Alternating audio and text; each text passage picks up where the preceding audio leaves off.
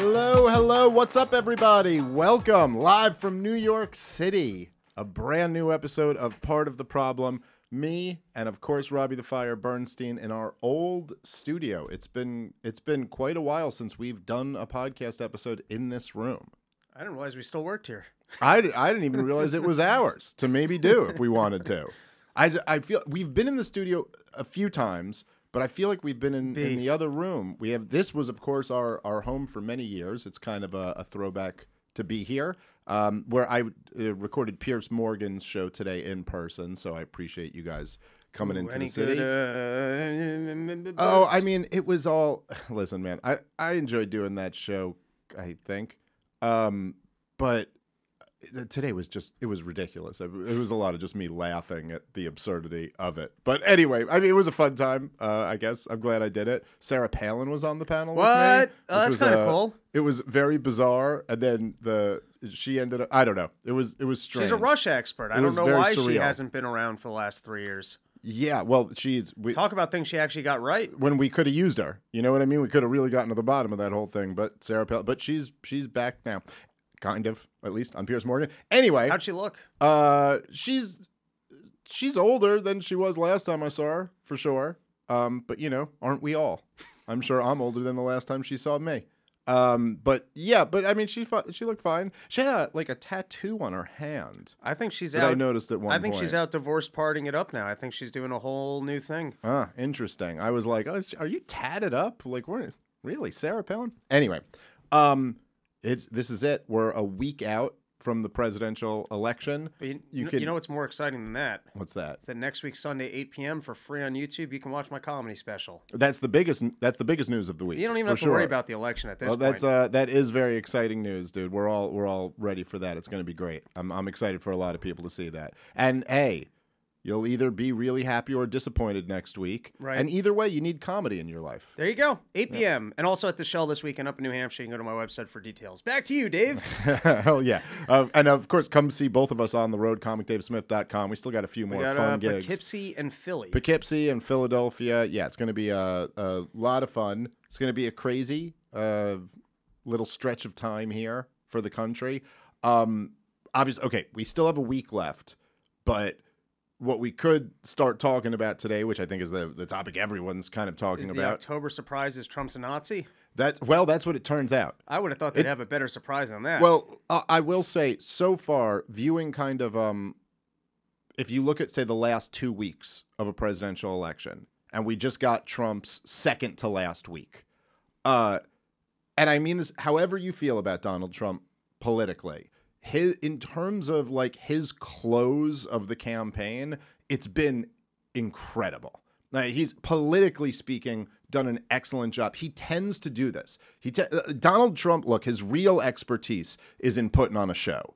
He knows how to put on a show better than anybody else, and he typically closes very strong. You know, he'll do a ton of rallies. He'll have big spectacles, and I think that's part of the reason why he always does better than he's polling.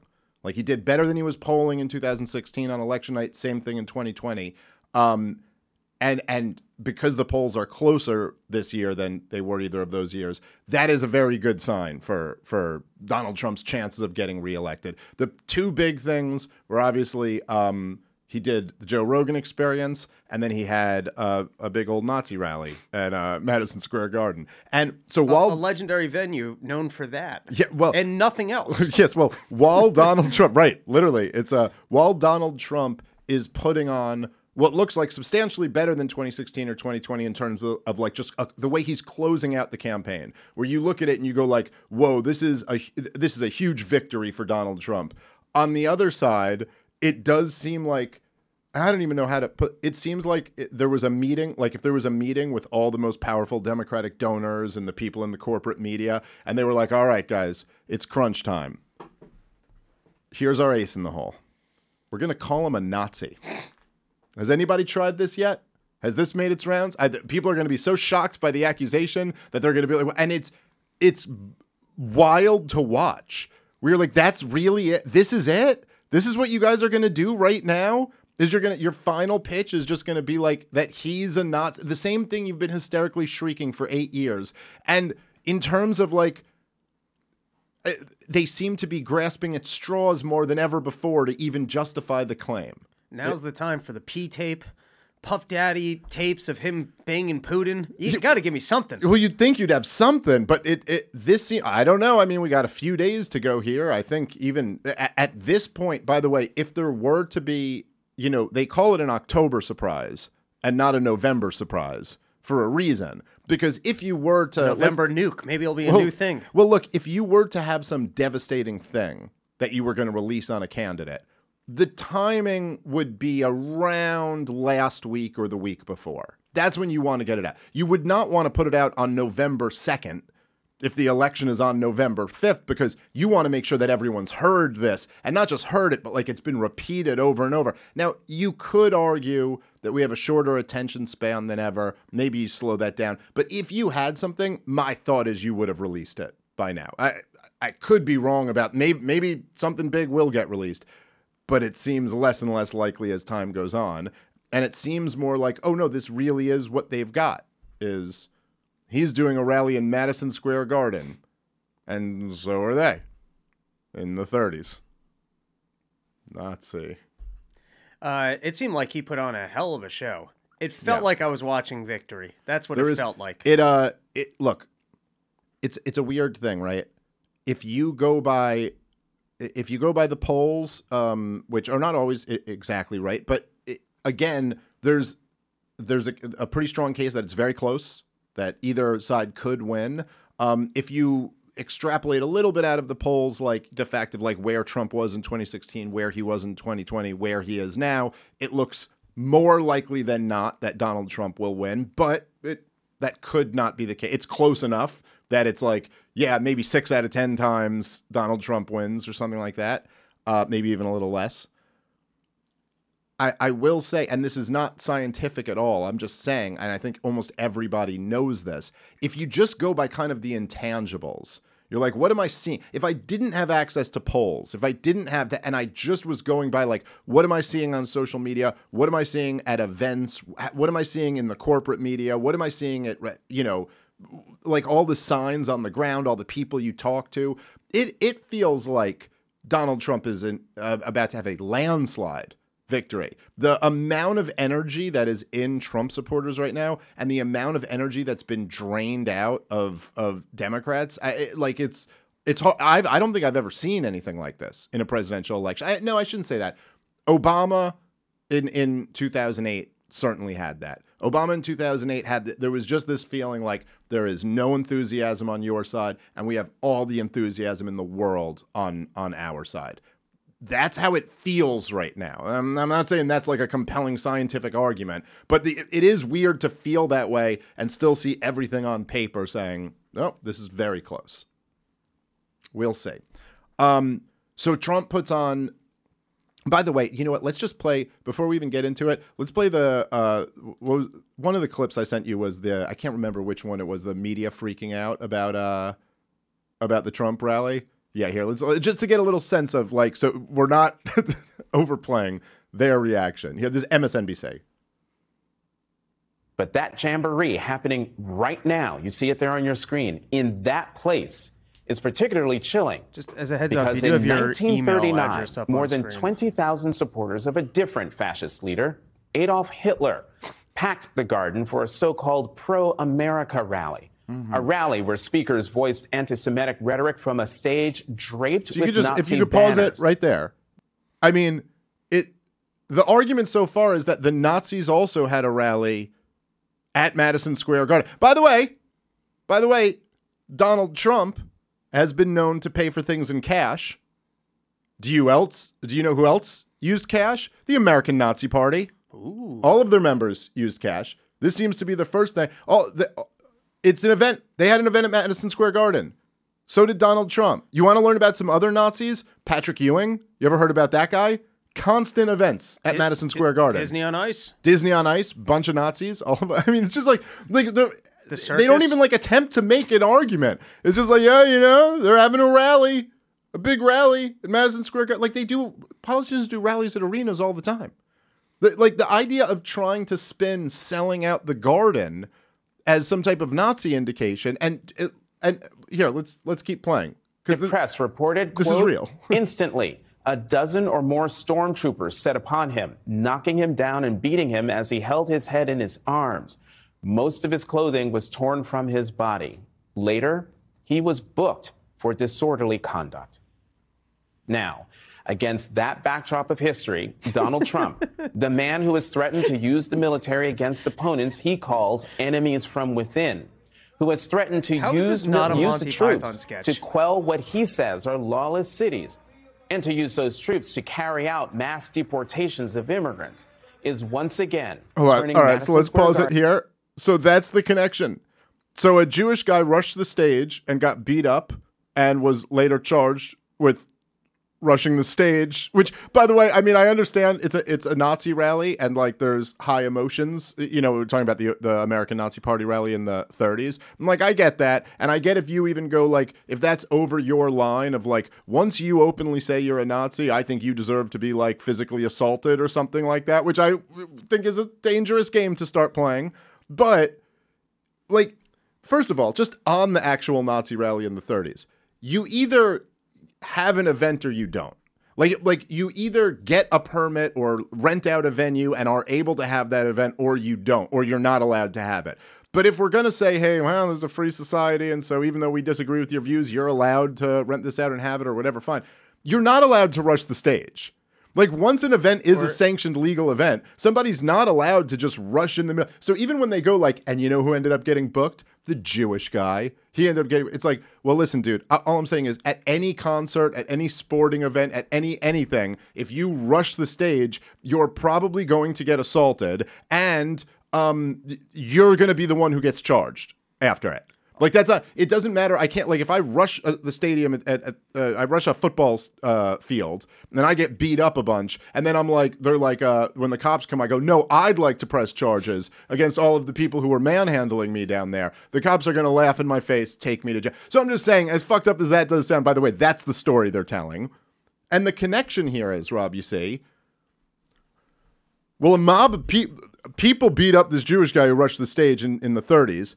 And Donald Trump has said he's going to use the military to crack down on riots and to do mass deportations. By the way, Rob, as you can tell, the outrage from MSNBC is that the only proper role of the military is slaughtering brown babies in third world countries for bullshit reasons, which they're supposed to be doing their job and killing Muslims based off lies.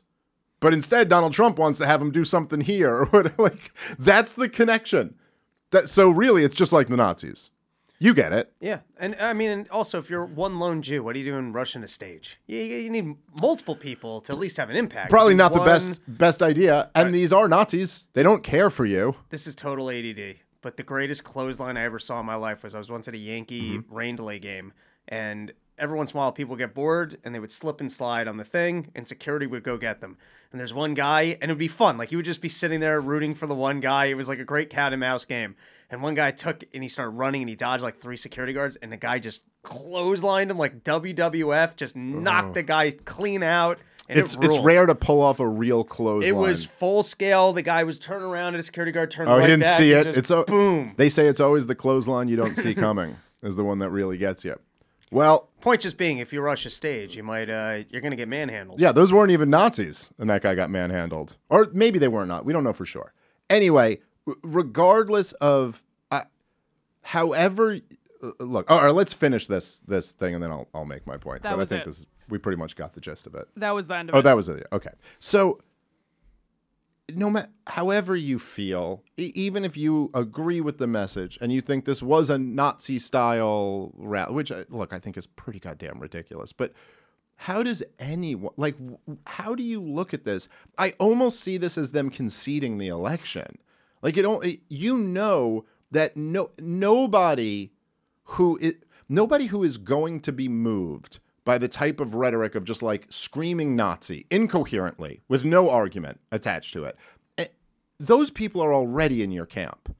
Nobody on the Trump side or that's up for grabs at this point is going to be moved by you hysterically shouting Nazi. And I'm sorry, but just objectively speaking, because it's so weird how much everything in the corporate media, everything they rely on is fake. The whole thing is fake. It's just this, even just watching this clip, like you are existing in a world that has nothing to do with reality, where there's anything, even if there are a million things you could say about Trump's 2024 campaign, or say about his 4-year track record, or say about what you think the next 4 years are going to be like. The idea that this is the American Nazi Party taking over is just not in the realm of reality. It's all fake. In the same way that the fucking Tony Hinchcliffe, the outrage about this is all fake.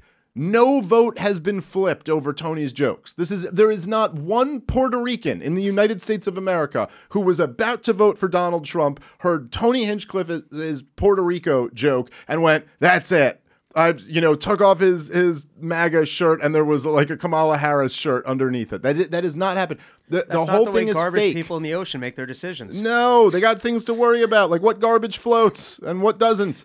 Okay, and they've figured it out pretty. Tupperware, you turn it upside down. And anyway, it's just none of this is real. They're reporting on it all day long. Like, this is all fake. This is not a real story. And the bottom line is that in this thing called reality that the corporate media seems to have no interest in engaging with, but in reality, the singular reality, Donald Trump went into the bluest of blue cities, sold out Madison Square Garden, had like a star-studded, like amazing event with a great crowd that was like super thrilled to be there, drew minimal protests. I heard Piers Morgan told me today that that he was talking to the Secret Service guys. He was at the event, and they said there were about 100. I think he said 100, maybe 150 people protesting. The idea that Donald Trump could come in and do a big event like that in 2016 and not draw a big protest would have been, you know what I mean? Like, there's like everything about this optically was just excellent for him. There's no debate about it. Right? How can you even look at it a different way? This is a win politically for Trump. And it's amazing how much it also helps him. It makes it almost double the win for him that his political enemies in the corporate media are just losing their fucking minds over it. Yeah, they can't cover it. They can't tell you what was said. They can't give you the coverage of what was at the event. They can't say, "Oh wow, look, there actually is a lot of enthusiasm. I think Kamala Harris really might have to come out and contend with some of these issues." They can't do anything in the reality of real journalism. Yeah. Because if they did, then you might go, "Oh, I guess it's not just Nazis and racists that like this guy." Well, exactly, dude. And to think that, okay, in the moment right after Biden, the few weeks after Joe Biden dropped out and Kamala Harris first got in the race, and I think there was a very real exhale from Democratic voters, who are just like, oh my, like especially when you've demonized Donald Trump so much, and then this is your guy, and you see your guy have a horrible debate performance and look like a dementia patient, and there's something very anxiety provoking about that. And then when he's out of the way and it's someone who doesn't have those issues, it's like, whew, sigh of relief. But in this moment, the corporate media nonstop told you she is the embodiment of joy and hope. People love her. They're so excited. Like, they just reported on this illusion, which we all called out at the time because their whole world is fake, of like an illusion of a phenomenon where she was this candidate. Yet you're watching it, however you feel about the candidates, you're watching right in front of you the proof that Trump really is creating some type of moment like that. Whether it's enough to win or not, we will find out, or maybe not. But like, and as they cover it, all they can say is like, the Nazis had a rally in the 30s. Like, I don't know, man. Donald Trump seems like a party to me. That seems like what he's having there is like a big goddamn party. And it doesn't seem like the problem is that he's a Nazi. It seems like the problem is that he's too cartoonishly pro-Israel. I don't know, but it's wild to see. All right, guys, let's take a moment and thank our sponsor for today's show, which is Proton. De-Google your life and put your privacy first with Proton so you can feel safe when you write emails, stream content, save passwords, and upload photos, because what you do online is designed for your eyes only. Google's entire business model is based on scraping your personal data from its many apps and services to be able to serve you targeted ads. Now, that includes what you search on Google, where you're going on Google Maps, and the most recent emails you sent on Gmail. What you do online should be for your eyes only. And now you can feel safer online when you know that you're with Proton. Unlike Google, who claims to be for privacy, Proton's products are built with the highest privacy standards and do not collect any of your personal data to keep you safe from data breaches, ad targeting, and government surveillance. And you can switch in just one click. Proton allows you to easily import your emails, contacts, and calendars from your Google account to Proton's suite of privacy-first products, including email, calendar, and Drive. De-Google your life for just $1 for the first month. Only $1 for the first month to de-Google your life. All right, let's get back into the show. I mean, it's incredible for them with a straight face to try and sell, hey, 86 years ago, this is the exact venue that the Nazis played at, and then wipe out what the entire history of the Garden, like there's some sort of a real affiliation. We're supposed to pretend that there haven't been any events at Madison Square Garden since then? Like it's that's why I made the joke about cash. Like it is almost like saying like what? The thing all of us have it's dubbed the world's most famous arena. I mean, the whole thing is nutty. And yeah, look, I mean, people are saying, and I saw even some people who were like, oh, like it was a bad idea for the campaign to have Tony Hinchcliffe go up and do his thing. And I understand where people are coming from when they and look, this is a decision was it a smart idea of the campaign to have Tony go do that at their thing? I understand where you could argue and people argue, oh, you're giving them an easy talking point or something like that. But listen, this whole thing is fake. They're calling you Hitler just for having an event in Madison Square Garden. It's like, I actually do kind of think I think it's a smart game that Trump's playing, where he's going like, how about we just brush it off? We don't care about these accusations at all, and we'll just be the side that's having fun. I think there's a really wise strategy in that, in life in general. Like, it's like, if you're ever in life, if you're ever like, and by the way, I say there's something kind of personal in a way to us, because we do this show where we're constantly talking about like things that are really horrible that are happening. But at the same time, when we go around, when we do our live event, what we're like pitching people on is like, hey, come have a great night.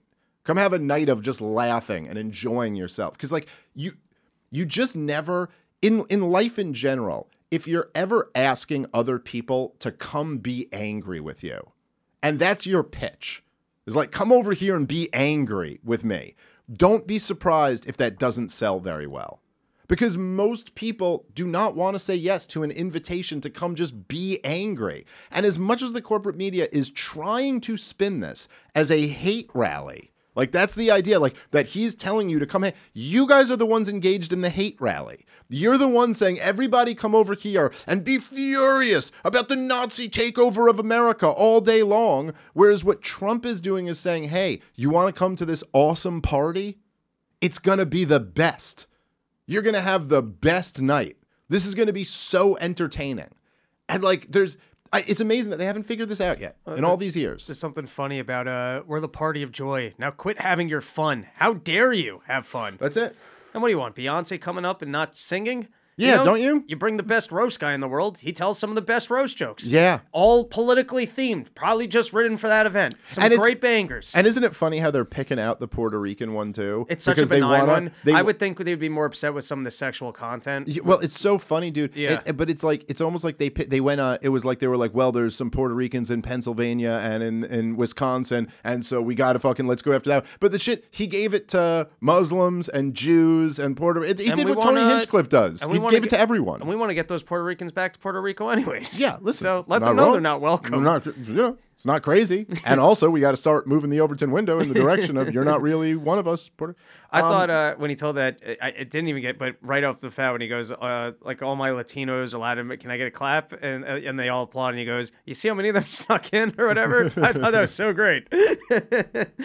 I thought he did great. I thought he did what he does. And he was great at it. And I thought it was cool that it's like, from the perspective of just Tony, it's like, yeah, like that's who he is, and that's what you're going to get no matter what environment you put him in. There was I thought Tucker Carlson gave a great speech. And there was something, I wanted to play a part of this because it really, this kind of stuck out to me. And I did think that there was something about this that, Tucker was touching on something like a very important dynamic. In many ways, I thought it was kind of almost like the best argument for Trump. And in a way, I think Tucker is kind of he's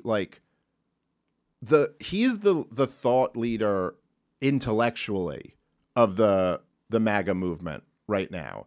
Trump is obviously like the guy. He is the figurehead. Tucker is probably like the second, most popular guy amongst that crowd, but he's the guy who's, read books about stuff and actually knows what he's talking about and can actually speak in depth on like multiple different issues and, and there was something anyway. I want to play this clip and then kind of like talk about it for a minute. But I thought there was something very interesting in what he said that resonated with me for sure. So here is Tucker Carlson at MSG. Trump has empowered the rest of us through mostly just sticking around in the face of their hate and abuse and persecution. He has given the rest of us the right to call BS on the charade. No, you are not better than us. No, you are not smarter than us. No, you do not deserve what you have. You probably stole it. No, you're not going to bully me into silence anymore. And I can promise you at this point, 9 days out, when Robert F. Kennedy Jr. and Elon Musk and Tulsi Gabbard and pretty much every high school senior and college shorty girl in the country has come out finally say, yeah, I am for Donald Trump, actually. When the entire country has realized there is nothing embarrassing about this. What's embarrassing is to take a perfectly great country and destroy it, as they have. I'm not ashamed. You should be. At that moment, it's going to be pretty tough for them 10 days from now to look in the eye to America with a straight face. It's going to be pretty hard to look at us and say, you know what? Kamala Harris, she got 85 million votes because she's just so impressive.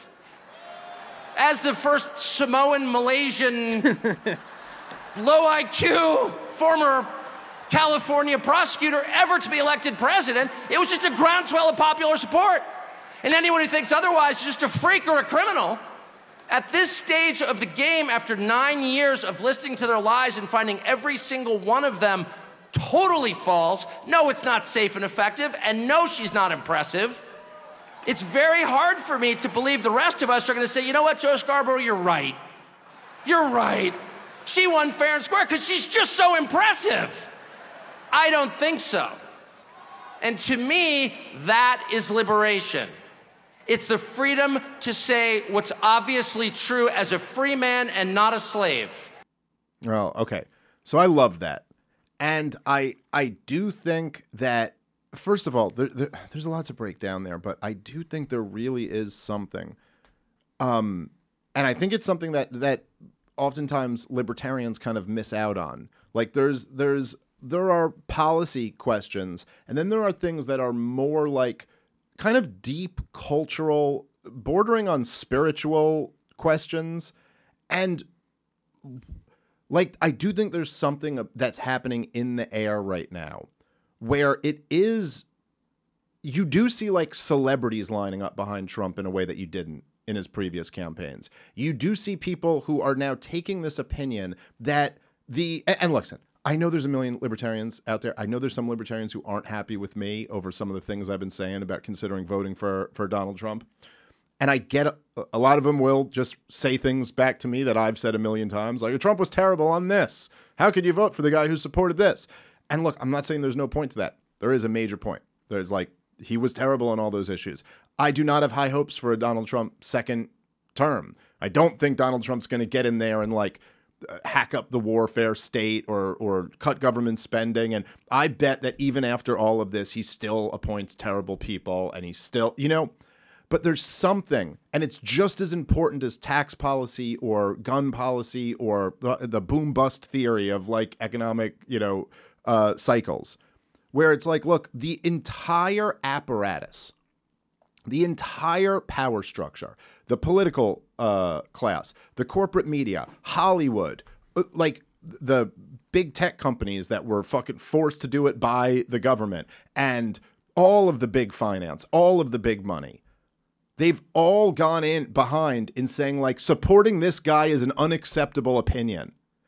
And and you see a lot of Americans almost shaking it off. And as Tucker's saying, going, well, that's what I fucking stand for. And you know what? Fuck you, because you're nobody to tell me what's an allowable opinion and what's not. Like, that is it. I have the freedom to think outside of the fake world that you have constructed for me, which, by the way, I know is all bullshit. And I know that you constructed it for your own advantage against mine. Like, even the line that Tucker said there about like just like assuming like you didn't earn that, you probably stole it. That is true for like everyone in the, like, if you're talking about like the suburbs of Washington, D.C. or of New York City, where all these people we're talking about live, all of them just got it from these like crony, the Wall Street casino or the government spending parasite class, you know. And like, there is something about like, no, we don't look up at you like you know better than us. We look at you like you're the enemy of the American people. And you did something that's, as he points out here, something that's actually outrageous and offensive. Forget Tony Hinchcliffe's joke. You fucking ruined the United States of America.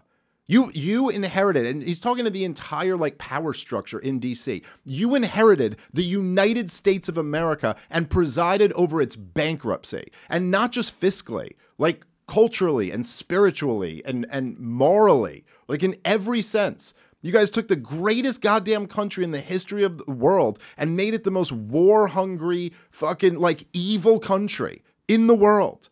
Like, what? That's actually offensive. That's outrageous. And like, fuck you. So that's like the first part of what he's saying. And there is something there. I'm not saying you have to vote for him, and I understand the good reasons not to. All I'm really saying is to like the critics of Donald Trump and libertarians or others who are like, nope, he was too bad on this issue. He was too bad on this issue. Fine. If that's how you feel, fine. But if you miss the point that I'm making, I think you're missing that at your own peril. Like, you're missing something big that's going on. I think it is very good for us to have that dynamic that Tucker's talking about. A bunch of people saying that, like, no, actually, CNN and the big banks and the weapons companies are not going to dictate to me what my opinion on the world is. All right, guys, let's take a moment and thank our sponsor for today's show, longtime sponsor who we absolutely love, which is Fume. You know, people pick up a lot of habits, many times to cope with stress. And if you're not a fan of the habit that you've chosen, make the switch to Fume. This is a habit you can feel good about. It's made to be fidgeted with. It gives you something to reach for when everybody else is stepping outside. There's no nicotine, so you're not going to get addicted to it. There's no batteries, which means you never have to charge it. And it's made with delicious non-toxic flavors. It is a totally guilt-free alternative. Not only is Fume fun, it is also safe. The company continuously invests in third-party studies to ensure safety, and it's backed by doctors in the United States of America. And another bonus, it's not a vape, so you can use it anywhere you want to. Fume has served over 300,000 customers, and you can be their next success story. For a limited time, use my promo code PROBLEM to get a free gift with your Journey Pack. Head to tryfume.com, that's TRYFUM.com, and use the promo code PROBLEM to get your free gift with your order today. All right, let's get back into the show. Love it. I love his line. I mean, this isn't the way he put it, but that Kamala Harris is the safe and effective of political candidates. Great. Yeah, so it's just, great. It's such a great way of putting it, of just that we are rejecting that you guys get to create the status norms. Same as you told us we were all crazy if we didn't want to get the vaccine, and then it turned out the compliance rates weren't that high, and you kept selling it. The only people that aren't getting these are these conspiracy anti-vaccine nuts. Yep. And he's 100% right that if they manage to get all the corpses to come out and show up for Kamala Harris, and we have the even larger election numbers than the last one, I think everyone's going to be going, hey, who really even showed up for this lady? Well, okay, so now getting to that part of what Tucker's saying here, because this is like, it's a message that he's sending. And also, by the way, I mean, it's such a boss move that like just Tucker is the one who gets, I mean, this was aired on Fox News. Like this was aired on the network that fired him. You know what I mean? And he gets to send this, but look, there are people, many of them, right? The respectable people, the people in the corporate media who will say, that, okay, here's what Tucker Carlson is doing right here, okay? You see, this is, they're setting up the next January 6th. They're setting up the next election denial. See, he's saying if Kamala Harris does end up with this huge vote total, we won't believe you or whatever. What's actually happening in reality is that it's almost the inverse of that. What Tucker is saying here is that if you motherfuckers try to steal this, we're all going to know that you stole it. And that's what he's getting ahead of. He's going, look, we can all look around and feel this. And if you're going to sit here and say that Kamala Harris broke the record of more votes than anyone else got, which is what you're going to need to say in order to steal this thing on her behalf, none of us are going to believe you. And it's a very interesting game to be playing. And I would just say that, you know, Tucker is a guy who had deep connections into the swamp. I mean, this was a guy who lived in Washington, D.C. and was at the top of the corporate media game for decades. And I'm just saying he knows a lot of people and he knows a lot about how the fucking thing actually works in a way that none of us do. You know what I mean? Like none of us, you know, I could sit here and tell you, you know, what Victoria Nuland was doing in 2014 and the moves she was making. But like, I haven't had dinner with her. You know, when you talk to Tucker will tell you a story about how their breath stinks or something, you know, like he like knows them. And this is his take, is that like they need to know right now that they're not going to get away with stealing this, which is kind of interesting on its own, you know? That's a great moment, and overall the spectacle of that rally and the roster of people that he brought out to support him. The fact that he's got Kennedy on the team now, and what's her name from Hawaii? I'm so bad with names. Tulsi Gabbard. Mm-hmm. It was a very impressive affair. Yeah, I mean, I think it's really hard to look at it in any other way if you're being objective at all, and it does just seem that the hysteria, and I mean, there were, by the way, the clip we showed you, there were lots of clips. It's been days at this point and stuff gets out of like the cycle. But the people in the corporate media, Mika Brzezinski said that he's killing us, just all of these meltdowns. And it's like, I don't know how it's almost like if you were, if you know, they're in a 12-round fight, you know, and you're going into the last round or something like that, and one boxer is, you know, like cheering with his hands up, and the other guy has his hands on his knees and is just breathing heavy, and you're just like, okay, this looks like obviously everything is in this guy's favor. To see Trump's opponents freaking out and quite literally melting down, like I don't know how else to say it, and then to watch Trump doing what he's doing, it's hard to not look at that and go, wow. I mean, you couldn't, if you're a Trump guy, you couldn't hope for a better close. The other thing that I was taken away as being somewhat promising, and after I was traveling all day yesterday, and I watched all of Donald Trump on Rogan. Well, that's what we're going to talk about next. At some point, Donald Trump's creating so much television that you're like, I can't watch all of this. But the fact that he's prominently displaying both Vivek and RFK Jr. suggests to me that they will actually have cabinet positions, and also. I mean, this will be Donald Trump's last run, you know, if he's there. It's these 4 years. Yeah. So I think on some of the things that we need to solve as a country, I don't know that he's going to have a strong incentive to not actually do that. Like, I think Vivek wants to stick around. I think him and J.D. Vance are probably front runners for running the next time. I think whatever cabinet position I think these guys are going to actually try and solve some stuff, which is, I mean, of the presidential runs that I've seen, you know, people's core things are usually more, hey, I'm going to get you free healthcare. I'm going to get your college paid for, or I'm going to build a wall, and they don't get that done. but it's very rarely, hey, we're actually going to try and roll back some government here. Hey, we're going to try and look into this health problem and roll back the relationship FDA has with these drug companies. Very rarely do you see that, and I think all those people want to stick around, and I don't think there's any reason for... I don't think Donald Trump has a financial incentive in those industries that he's going to look to not allow them to crusade on that. So it might be interesting. No, I agree. I mean, look, they're still up against it, because it's not just the fact that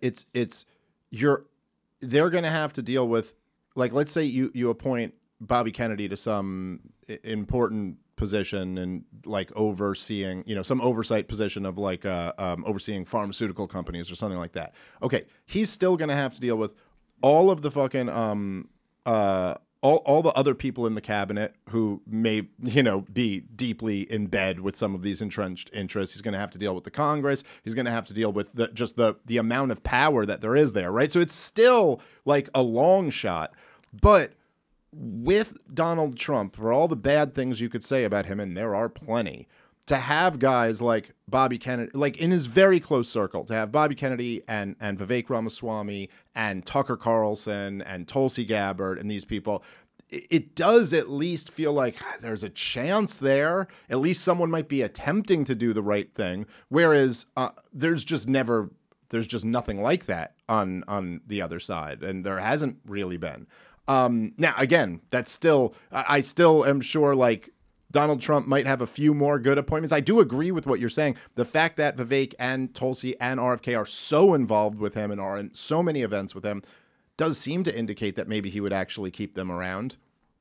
He's also floated out some pretty bad people for like defense secretary. And so I'm not, we'll see what happens. And I guess it is politics, and we've seen Donald Trump just dump people, such as Steve Bannon, or when he played Romney real good and he offered him the cabinet position. Oh, yeah, no, he might. Him out. Yeah, he might. That's also possible.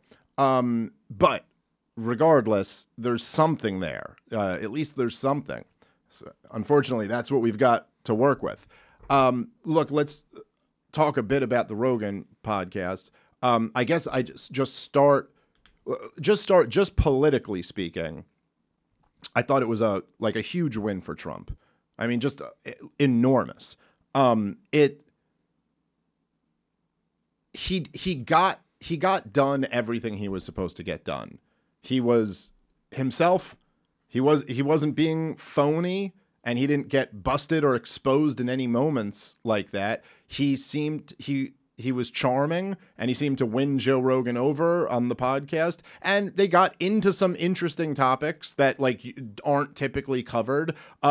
It was, I thought he was a bit evasive at times, if you want to say that, but in a very Trumpian way, where it almost seems very real and very stream of conscious. He just gets distracted by, and did I mention it was the biggest building? And big buildings. That's and then, so long. You never seen a pet this long. He was a tall guy. He was a tall guy, and he kept looking at it. And it's like weird, right? Things like that where he got off on like tangents, and Joe was trying to bring him back, but.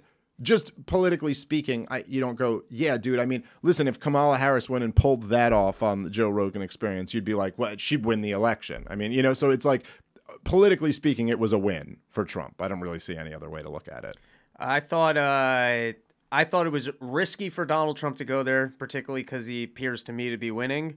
And I thought he did a great job. Firstly, he had some great lines. He just had some really funny moments where he said they would never try and kill Joe Biden because he's too inconsequential. Yeah, that was great. He had some bangers. I thought his best kind of theme throughout the episode was his general pitch of, hey, I come into these situations with common sense. I thought his ISIS story was great, where he's like, I'm getting bad information from these generals. I flew over there. I met with the better people, and we got it done in 3 weeks. I don't know if that's true, but it's a great story. Or the California water story. I have no idea if it's true also, but it's a good example of, hey, there's some common sense solutions here. You guys could have plenty of water in California, and you guys are dumping it in the ocean. And then to speak to his credit, even on... the whole thing that was going on with the election claims, where he was claiming he won the election, he weaseled his way right out of that conversation, and he stuck to his story, and I felt like he did a very good job of moving things along and getting out of any tough spots. So I thought Sat there for 3 hours and he gave a good pitch. The fact that he did the full 3 hours was huge too. It wouldn't have been the same if he didn't. Right. Like it would have been like, oh, you didn't really do Right. the Joe Rogan experience. You just went and talked to Joe Rogan for 45 minutes. It doesn't really count. But he did the full 3 hours. I do agree with you. I thought that was probably one of his worst moments. Well, just because it's always a little bit different when he battles someone in the corporate media, because they're so adversarial to him that when he sticks his ground in battles, it's kind of like, well, whatever, they were just trying to get him. But when Rogan's just asking in good faith and just being like, hey, so what, like, why do you believe that? And he's got nothing. I think it doesn't look good. There were a few moments that bugged me. There were things, you know. Okay, so the two things, I think I mentioned these both to you, but they still were just the two moments to me that was like, had me like, you know, frustrated. But number one, Donald Trump, he gets on there and he's giving, he had mentioned this at a speech and there were a couple articles written about it, but this pitch, which is like the greatest goddamn pitch that a president could ever have, that we're going to get rid of income taxes. And like, this is amazing. You're like, holy shit, like even if this never happens, and obviously this is very far-fetched for, you know, being implemented anytime soon, but the fact that like a presidential candidate, the most popular, you know, guy in right-wing America, and, you know, this guy who's very likely going to be the next president and has tens of millions of people who support him, is out there saying like, hey, think about it like this. You'd just be better off if we didn't have the income tax at all. That's like, I am not downplaying how powerful that is. And so he's got this moment now where Rogan's like, okay, so tell me about that. He just throws it to him like, tell me about it. And immediately, instead, so he's basically like, we could just have tariffs and raise the money that way. We don't need to have an income tax. And when he's asked to like explain that, instead of going to the obvious, like, we just go like, hey, like every person who has a job who's listening to this right now, can you just think about how awesome it would be if you didn't have to pay income tax anymore? Like, you would be richer. I am going to give you a huge raise, a bigger raise than you've ever gotten at your job. It's just abolishing taxes. You don't have to pay taxes anymore. Think about just unleashing the ingenuity of America, like finally, like unshackling this like, you know, powerful machine that will be allowed to like thrive. We're going to be the biggest economy in the history of the world. You know, you could attack it from like being like, listen, are we slaves or are we free men here? You don't have to incriminate yourself to the government every goddamn year because you've committed the crime of being a productive member of society. Who the hell are you? Have you read the Bill of Rights? You have a right to privacy. You have a right to not incriminate yourself, and you own your body. You own your work. You know, like there's so much. But instead, he just pivots right into how great tariffs are. How great tariffs. Tariffs are just so wonderful. Let me tell you about all the great presidents who had tariffs and tariffs.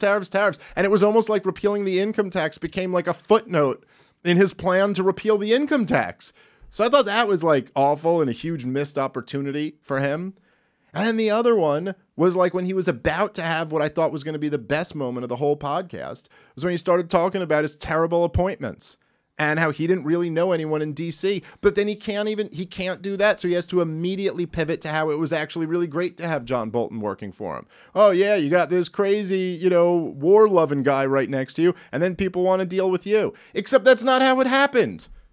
John Bolton blew the North Korea deal. He was on the verge of getting this like historic, amazing deal where we maybe could have moved toward taking one of the nuclear threats off the table and maybe even freeing the 60+ million prisoners that the guy's got in his country or moving toward that. But no, your dumb war hawk national security advisor ruined those negotiations. So like, what the fuck, dude? No, don't sit here and defend to me it was a brilliant policy to have John Bolton in the room. No, it fucking wasn't. Like, what do you mean? And by the way, Donald Trump, you're erratic enough that everyone's scared. Nobody's like Trump would never have the balls to drop a bomb on me. Like, you got that covered, dude, you know? So anyway, I hated that. That was like my, you know, personal gripe with it. I was very unsatisfied with his answers on those topics. But there's a lot more to it than that. All right, guys, let's take a moment and thank our sponsor for today's show, which is Kalshi. Do you think you know who's going to win the presidential election or how many seats the Democrats or Republicans will win in the House or the Senate? Well, there's finally a legal way to bet on the outcome of these elections, and that is the platform known as Kalshi. Kalshi is the first legal exchange where you can trade or bet on any event, including but not limited to elections. Kalshi went to court and won legal approval for election betting for the first time in over 100 years. They have markets on who will win the presidency, who will control the House or the Senate, who will win swing states, and much more. Kalshi is already being used by hundreds of thousands of people and has facilitated close to $1 billion worth of trades. So, for example, right now, Trump and Kamala Harris, they're trading about 50-50, meaning if you bet on either one, you double your money. You feel like one of those is a good bet? Jump in right now at kalshi.com/Dave, and the first 500 traders who deposit $100 or more will get a $20 credit. That's kalshi.com/Dave, kalshi.com/Dave to get that $20 credit. Thanks to Kalshi for supporting the show. Let's go gamble and have some fun. All right, let's get back into it. Sorry, go ahead. Overall, I thought it was a good appearance on those two particular topics. And all right, let's start with the tariffs. If you're economically illiterate, it's as sexy of a story as the modern monetary theory of, hey, we can take on as much debt as we need and everything could be free. If you don't understand tariffs, the idea of, hey, you don't have to pay taxes because we're going to tax China with a tariff and they're going to cover it. They're going to pay your taxes for you. It sounds sexy. You just got to dig in a little bit and go, well, doesn't that become a consumer tax when everything I need to go purchase is more expensive because there's a tariff on it? Yep. And now maybe you prefer a taxation system where there's a heavy consumer tax instead of an income tax. There's an argument for it. Sure. But the idea that your life is just made much better by a tariff, it just takes, well, what's the next step in the process? Yeah. On the appointment issue, because I think that's probably, his biggest blunder, he needs to own it a little bit more. And I think you had said this to me when we were talking about it, of the last time I was the outsider and I didn't have the best staffing positions. They really undermined what I was looking to do. But luckily now I have the experience of having done it for 4 years. And all things said, I still did the best job anyone's ever did. You could still throw your bravado in there and go, I know how to staff it this time. We're ready to go. I'm going to have my people in there. And maybe you could even just start, like I'm putting RFK in on the health thing. You could start teasing your appointments. All things considered, for how many deep state people he ended up in there that were undermining him, for that 20 minutes of that conversation, he took it great. It was graceful enough that I didn't watch it the way I'll watch Kamala Harris or other people and go, wow, you're ruining this. No. I agree with you. Look, I will say, and I can't not bring this up, which is one of the major things that I was thinking about the whole time. And I will fully admit that there's something self-serving about the way I'm looking at it, or there's a conflict of interest, I guess, for me to be completely neutral here. But there is, look, first of all, the podcast is doing phenomenally well. I don't know how many, so when Kamala Harris went on that Call Her Daddy podcast, now I did not know what that podcast was, but both of you two, when you were telling me what it was, and then everybody who I talked to that week, what they all told me the same was like, no, this is the Joe Rogan for women. And that she rivals Rogan for being as big as him. And that they were like, she was #1 at one point on Spotify, and then he was, and that they were like competing. The Kamala Harris episode of Call Her Daddy, I think last I checked was sitting at like 700,000 views. Donald Trump and Rogan are, I believe, around 30-something million right now. A couple days after it's been up just on YouTube. And Rogan's Spotify is like where his audience is. I mean, I don't know. I don't know exactly right now that he went back to being on both, you know what I mean? But there's millions listening on Spotify. Like whatever the number is substantial. And so you see this kind of happen, right? Like this huge moment. And if Donald Trump wins here, as much as it seems like the value of Joe Rogan's show couldn't go any higher, it really just took a whole nother leap.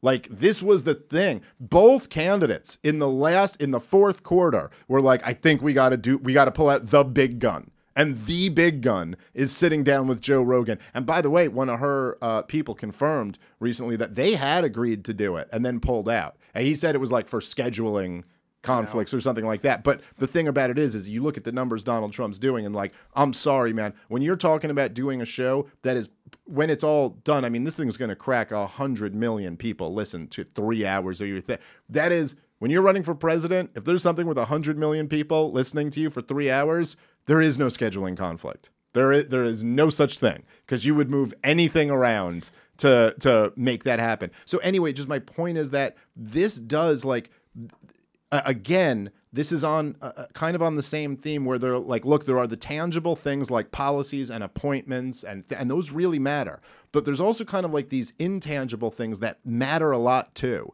And this is like, the corporate media has been just getting death blow after death blow after death blow over the last few years. But this is like, while they're down, a huge blow to them. A huge blow that Rogan is the guy. This is the show. This is the big guy. No one was thinking like, hey man, this is the last week. We got to do a CNN town hall. That was not going to move the needle, and it's laughable to even suggest that it would. But doing Rogan is like a huge fucking thing. And listen, I will say, as I prefaced by, like, obviously I have a little bit of a self-interest in this too, so I'm trying my best to, admit that and take that into account. But it's like, obviously, to make Rogan's show that much more valuable, and also just because, look, this whole world of like alternative, whatever the hell we're in, guys who are talking about politics who aren't a part of the corporate machine, to embolden them and even further diminish the corporate media, I think is like an enormous victory. An enormous victory. It's like, if you could just do one thing, if like the one thing you could do was to like get Ron Paul to be the Fed chairman or something like that, or the one thing you could do is like discredit the entire corporate media.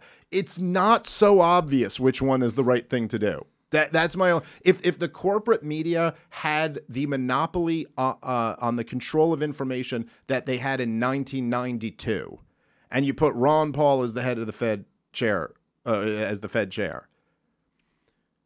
corporate media is probably just going to ruin Ron Paul. You know what I mean? They will convince all of your parents and grandparents that he is some horrible, awful guy, and he's going to have to step down over some scandal in a few. You know what I mean? I'm not saying, don't get me wrong. It'd be really amazing to get Ron Paul as the Fed chairman. I'm not saying that wouldn't be important. In fact, probably that's the one to pick out of the two. I don't know. But I'm just saying, like, discrediting the corporate media is right up there. It's huge. This is their mechanism of controlling the conversation.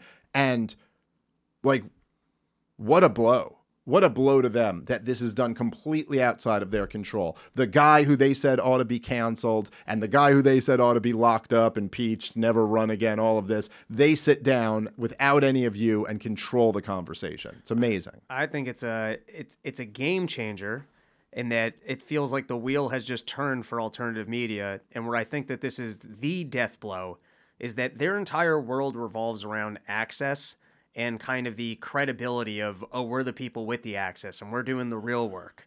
Yeah, it's so interesting to me as a person who was not a good student, could have never landed a job at any network ever, could have never had, and it's not an intelligence thing. I'm just telling you, based off of applications, whatever. I never got a production job. I probably never could have gotten a staff writing job. Like, there's nothing. And that whole universe is just gone. Yeah. And how much worse is it going to be for that entire universe is there's not just more viewers being pulled into the alternative media, but that's actually where the news is, because that's where the president is and that's where he's making his biggest pitch. And in the next election cycle, I can tell you every single person running is going to be trying to get on Rogan. And if they can't get on Rogan, they're going to be trying to get on every one of the other programs. So I think then that also changes it, because then the actual news is being made on the alternative media programs. It's not even like I got to tune into Fox News because it's like, oh, all of these people are here, so I have to hear what they said, so then I can talk about it over here. They might actually be here. Yeah. That changes the game. Oh, yeah, and look, you're 100% right, and you got to kind of zoom out to appreciate it, but to just zoom out and go, look, it has been such a short period of time that we've had this at all. Like, social media is not very old. Podcasts are not very old. These are all things that I've been doing stand-up comedy since before they were things.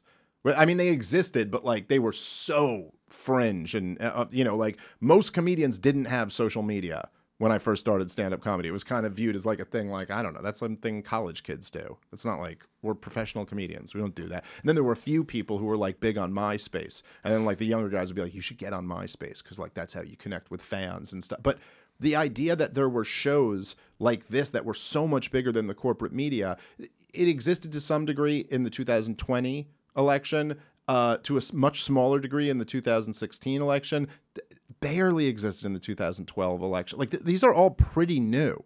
And what Trump has done, like obviously Bobby Kennedy did a lot of it and Vivek Ramaswamy did a lot of it when he was running for president, but it's a little bit different coming from Donald Trump, the guy who looks like he's about to be president again.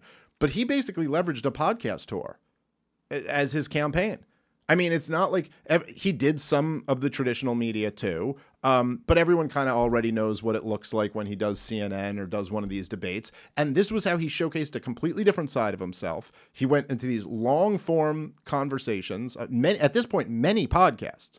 I mean, it's not just that he did Rogan. This was clearly, Rogan is the biggest one, and obviously this made the biggest splash. But he did Andrew Schultz and Patrick Bet-David and Theo Vaughn and a few of the ones that aren't in the world that I know about as much, but a bunch of bigger podcasts. And there is something about that you're like, if that, not only is that being done regularly by a presidential candidate, but if he then wins, and it's like, that's how you got elected now, and people have to come through, they have to march through that scene going forward, that's going to be a huge dynamic shift in all of this. And one that I think offers many more possibilities for potential good things to happen than if it just continued to be like, oh, the 4 corporate outlets that the war party owns. That's where you have to go through. I would much rather have them have to go to Tucker Carlson and Joe Rogan, And it's a much better situation for the country. I think the major news companies are going to die to close to nothing, or they're going to really have to change the way they do business. Yeah, well, in a weird way, I was talking to Piers Morgan about this earlier today, because I was just like, in a weird way, he is the only one who seems to be attempting to adapt. Right. Like he's the only one who's from the legacy corporate media who's like, okay, well, what if I bring on podcasters and people from that media and these people, and then we host these fiery debates and all that. And he's at least trying, and it's getting huge ratings, however you feel about, the show devolves into a shit show at times, but I do like Pierce and I like doing the show.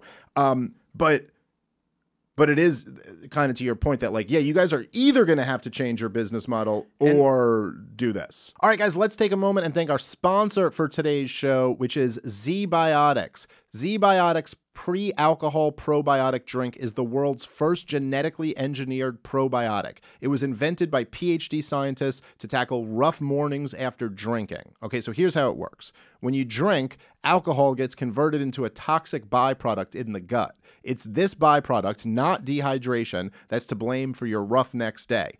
ZBiotics produces an enzyme to break this byproduct down. Just remember to take ZBiotics before your first drink of the night, drink responsibly, and you'll feel your best in the morning.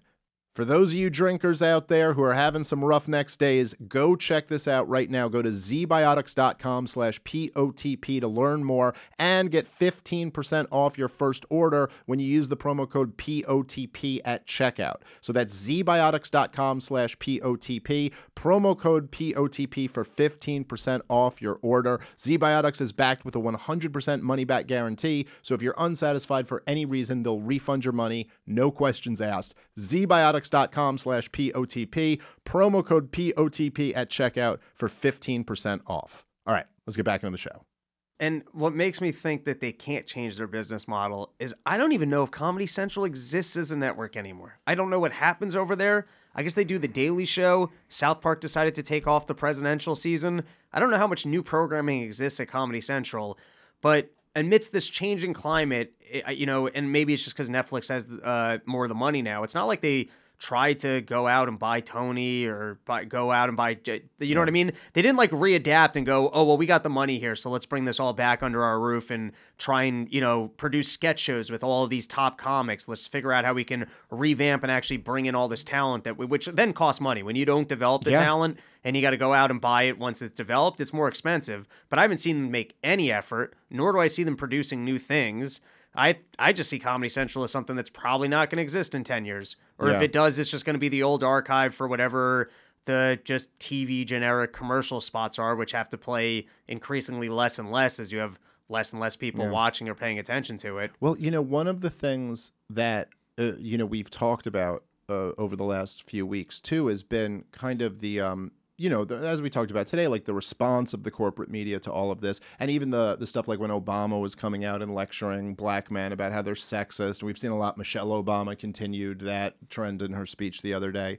And I think that there is one of the things that holds them back, whether it's Comedy Central or the corporate media or something like that, is that they still have the hubris and they still have this mentality, this very pompous, holier than thou mentality that was developed over the years of having this monopoly control.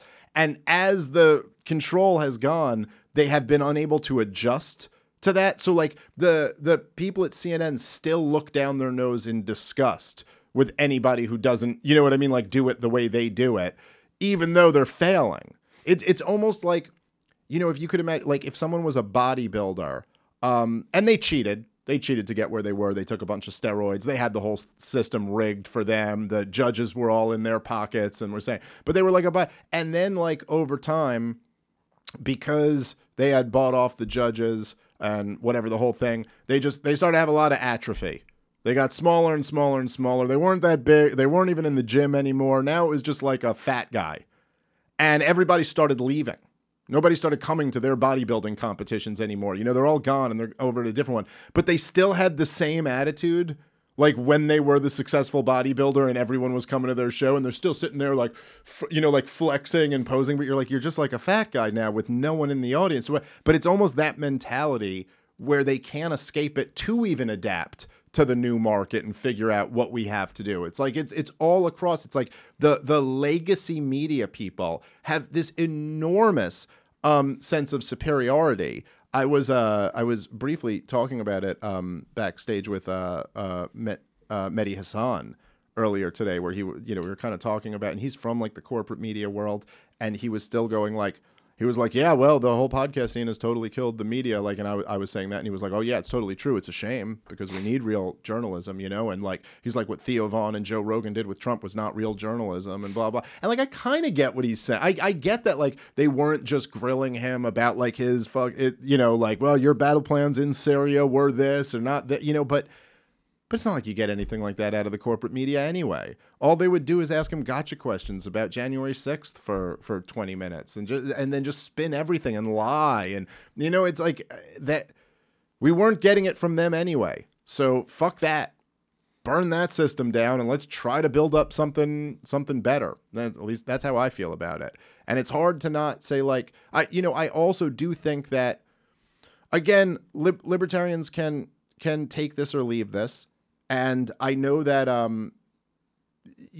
look, I know whenever it comes to like voting for someone or even thinking about voting for them, there's always going to be people who get annoyed by whatever decision you make. I understand that. But it is hard to not like, kind of like as you look at it and go, look, this isn't the fantasy. Whatever the fantasy is about like the people wake up, the message is delivered to them the right way, and they understand free markets and central banking and government intervention and all this shit, and they're good on all of it now. And a young Ron Paul is going into the White House to clean up this whole mess or something. It's not that. I'm not saying that's what's happening at all. However, I will say that within that world, this new world of influence that's being built up, you're talking about people like Joe Rogan and Tucker Carlson and Vivek Ramaswamy and Bobby Kennedy and Tulsi Gabbard and, in that world, there is a real libertarian influence on all of those people. Now, none of them I would describe as like strict, pure libertarians. Vivek is probably the closest, but I'm not, what I mean? None of them are exactly good on everything. But there is no question. I mean, Elon Musk will, if you follow his Twitter, like he'll often tweet out a Milton Friedman video or, okay, again, I'm not saying anything's perfect, but it's at least something about like government being too big and out of control. None of them are good on Israel, but other than that, there is a tendency to be more suspicious of wars than for them, a tendency to be more suspicious of regulation, a tendency to be more suspicious of kind of like government collusion of power. You know, they may dismiss them as conspiracy theorists or something like that, but it's like, I'd much rather have the people who are very concerned about government colluding with private interests to rig the system against regular people. Like, there's just... We at least have some influence with them. There's some type of libertarian spirit that animates a little bit of that conversation. On top of that, you have Donald Trump, who came to the Libertarian Party convention, has promised to free Ross and to put a libertarian in his cabinet. God willing, he keeps those promises. Who knows? But there's at least there's something there. And at the same time as you have that, you have Kamala Harris campaigning with Liz Cheney and the entire corporate media meltdown machine desperately trying to prop her up so that they can retain their importance in dominating American thought. And it is, I will just say, and I feel this way, including 2016 and 2020, there's never been an election that I've seen before where there wasn't of the major two-party candidates, there was such a major difference between them, and one that was doing something so clearly preferable to what the other one is doing, that at least like even you said, I don't know, there seems to be a chance that he's at least going to unleash Bobby Kennedy and Vivek Ramaswamy on some little portions of the government and let them go attack the corruption there. It's something. And the goddamn close to this campaign has really been something. I don't know. Final thoughts of the show, Rob. I'll give it to you. As we're down to the wire this week, Sunday, tune in 8 p.m. You will have my debut comedy special up on my channel, Robbie the Fire. And this weekend, I'm in New Hampshire at the Shell, and then we'll also put the first 10 minutes up on Dave's channel, probably a little bit before mine goes live. All right, sounds good. Thanks for watching, everybody. Partoftheproblem.com to support the show. If you want to watch the shows live, unfree, ad censored, go over there and support the show. ComicDaveSmith.com, and that's all. Peace.